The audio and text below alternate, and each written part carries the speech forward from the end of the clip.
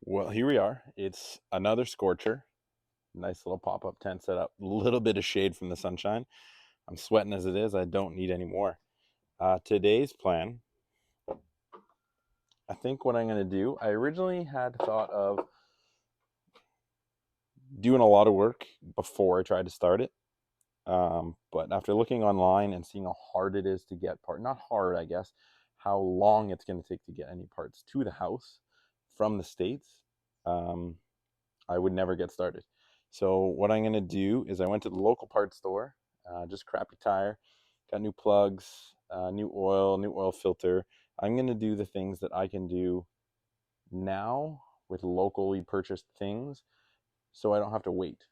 And I'm going to try to get it running with just a new battery that I'll pull from a different car, new oil, new plugs, get some good gas, and see what happens. If this is one of Toyota's most reliable engines they've ever built, I don't see why it should be that big of a deal. But I know nothing about it. I'm not very good, so it could be a little bit of a challenge. Let's get it. Let's get it. Let's get it. Let's get it. Let's get it. Let's get it.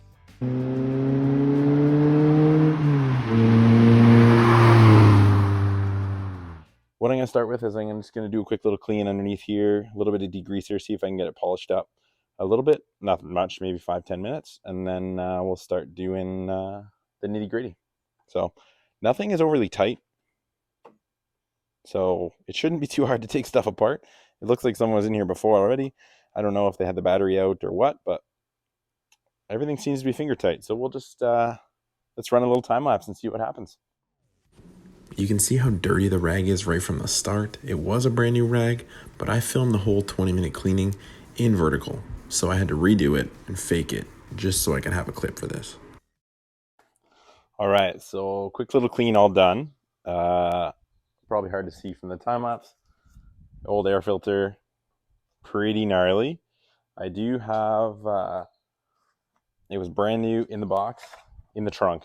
So brand new air filter that I'll toss in. And then we'll get started on doing plugs, and then we'll go through the oil. I do notice the battery, it doesn't look like it was the one I pulled out because it's pretty clean. But a battery at some point had leaked a little bit, and there's quite a bit of acid residue down in here. So that will need a good clean eventually when the time comes, but that's not right now. So hit with another time lapse, and let's go get going on the rest of the replacements, the real stuff that hopefully is going to get this little car running. So let's do it.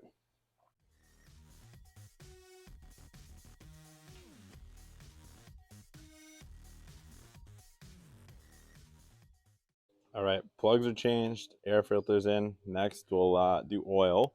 Uh, just a quick on this one. So this is cylinder 1 through 4, 1 here, 4 there. As you can kind of see, obvious, but number 4 was pretty charred up, but also was only finger tight.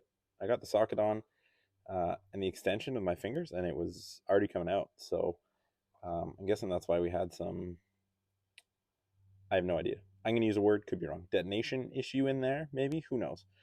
But that shows someone was definitely in it. I don't know to the extent of what. Like I said, everything's been finger tight so far. Battery was finger tight. Top of the air filter, that was finger tight. Some of these were off. This was off here, the breather. So cylinder 4 being loose, that someone's definitely been in here. So we'll just keep going. Next up, we're gonna do oil, and then pop a battery and see what happens. So I guess I didn't hit record on this last time, but we got the car jacked up. This jack, you'll see when I take it all down, is terrible. It's a low profile jack, fits under the other car, but it doesn't lift high enough that I can never get jack stands under the car. I bought it for a home renovation project. Figured I'll get the low profile one for the car anyway. All of my stuff was stolen last year, so I figured it was the opportunity to get one that works instead of driving the car into wood, put the jack underneath. But it doesn't lift high enough. So in order to get this on jack stands, I got to jack it up to the full extent of the jack. I then, I guess the way it's sitting in the driveway, one side was high enough, so I was able to get the jacks underneath. But I had to go and get the spare tire jack from another car to lift up this side of the frame rail to get a jack stand underneath, just to make sure things are safe. Obviously, I'll leave both the jack stands and the jack holding pressure, so everything is supported in its own way. But it's super frustrating because this, I mean, it wasn't cheap. It doesn't work. Can't get things high enough to get the jack stands and keep it safe. So next, we're gonna pull the drain plug. We're gonna drain the oil. We will do the filter, and after that's battery. So fingers crossed. The fact that everything's finger tight doesn't mean something really doesn't work. So let's do it.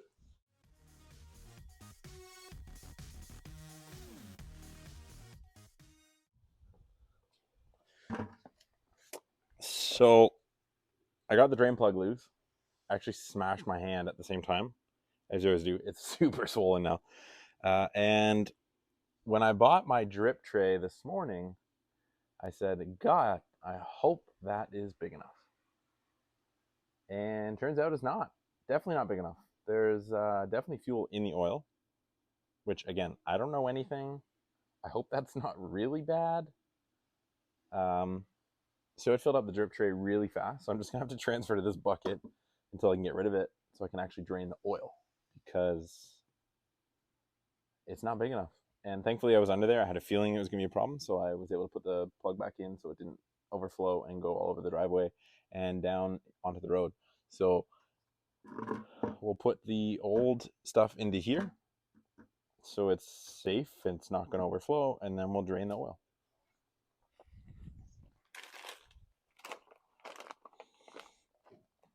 Got some raspberries for the hand, frozen raspberries.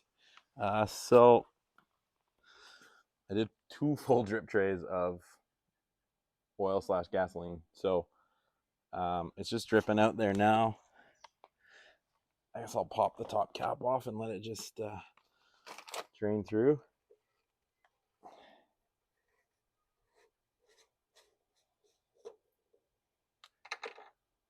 Trying really hard not to make a mess on the driveway. Maybe a little bit of splash, but not too bad. So I'm gonna let that drain out for a bit. Once I do that, I'm gonna try and get the oil filter. Um, I don't know if I'm gonna be able to do that without making a mess or without an oil filter wrench. So we'll find out. I'll come back shortly once it's drained out and my hand's a little less swollen. So I had to go to the hardware store, Crappy Tire, get a filter wrench. Got the filter off, no problem. It was brand new. Like, I don't think any oil had been run through it. It was dry. So I have a bad feeling, to be honest, about all of this. I was hoping it would be easy and it would be simple, but I think the fact that everything was finger tight, or sorry, finger loose, essentially. Um, Spark plug number 4 wasn't even tight. There's gas in the oil, and the filter was dry. I don't think it's going to be as easy as I thought. I'm going to put oil in it. I bought some cheap stuff from Crappy Tire. It was on sale. It's just to get the car running. Hopefully, if it runs well, I'm going to have a full service done on it. But for now, we'll just fill it back up, and then I'll pop the battery in. I'll see if I have power, and then I got to run and get some gas in a jerry can. So let's start there. I went a little time lapse happy on this video. I was learning, but you'll see in a moment the struggle I went through with the jack, having to use the spare tire jack to get the car off the jack stands just to lower it back down. So, yeah, not good. Well, I think we're going to have to stop there. The pressure's changed outside. It's getting super windy and the clouds are rolling in. They're calling for some inclement weather, which we desperately need some rain. And I want to get this tent kind of packed up and out of the way before it gets too nasty. So we'll have to come back tomorrow, pop the battery back in, and I'll bring over some good gas in the morning when I come over. So we'll be waiting to see if we have power and what's going to happen tomorrow. So I wish I could get it done tonight, but yeah, I'm just not willing to risk it on that one. So let's do it. See you tomorrow.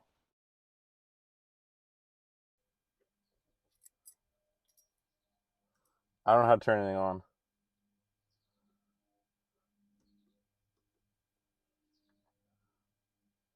We have power, but I don't know what anything is. The clock isn't on. The stereo isn't on. Oh God. Oh! Oh, where's the volume? Some kid just pointed and said, "That car!" Well, it's running. Again, I don't pretend to know anything.